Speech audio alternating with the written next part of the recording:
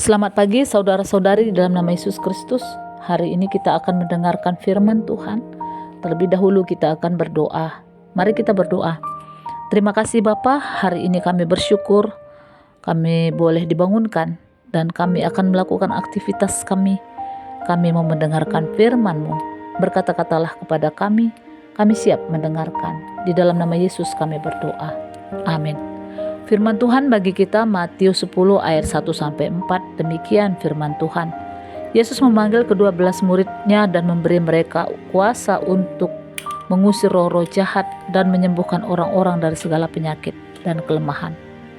Inilah nama ke-12 rasul itu. Pertama Simon yang disebut Petrus dan Andreas saudaranya, lalu Yakobus dan anak Zebedeus dan Yohanes saudaranya, Filipus dan Bartolomeus, Thomas dan Matius pemungut cukai, Yakobus anak Alfeus dan Tadeus, Simon orang Zelot dan Yudas Iskariot yang mengkhianati dia. Saudaraku, dari firman Tuhan yang kita baca, kita dapat mempelajari beberapa hal. Yang pertama, seorang dapat menjadi murid karena dipanggil untuk menanggapi panggilan. Banyak orang berpikir mungkin saya harus menjadi majelis dulu atau mendaftar dulu di gereja baru saya menjadi pelayan atau menjadi murid. Saudaraku, untuk menjadi murid Kristus cukup menerima panggilan Tuhan dan menanggapi panggilannya.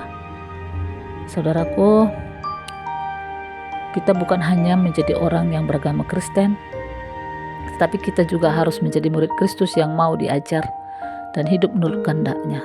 Kita dipanggil oleh Tuhan dari kegelapan menuju pada terang-Nya yang ajaib. Saudaraku,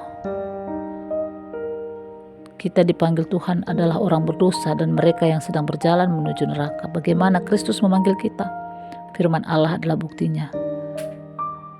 Jadi kita bukan hanya tahu dipanggil Tuhan, tetapi harus menanggapi panggilan Kristus dalam hidup kita. Yang kedua, seorang murid harus hidup dengan kuasa dari Tuhan. Jika kita murid, maka kita bukan hanya kenal dan bercerita tentang Tuhan, tetapi kita diberi pernyataan khusus, yaitu menerima kuasa dari Tuhan. Yesus memanggil ke-12 muridnya dan memberi kuasa kepada mereka untuk mengusir roh jahat dan melenyapkan segala penyakit dan kelemahan. Saudaraku,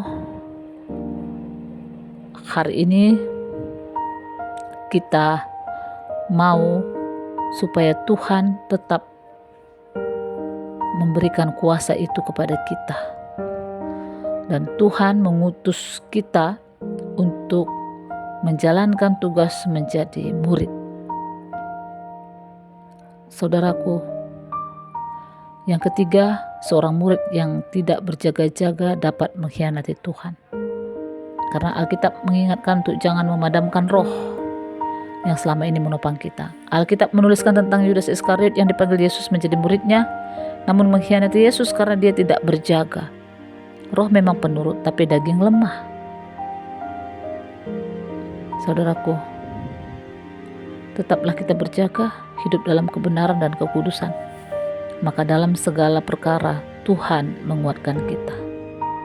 Saudaraku, menjadi murid adalah panggilan Tuhan atas semua orang percaya. Kita harus meresponinya dengan berjaga-jaga dalam doa, firman dan kuasa rohnya. Amin. Mari kita berdoa. Bapa yang baik, terima kasih Tuhan, Engkau memanggil kami untuk menjadi murid Kristus, menjadi pelaku firman.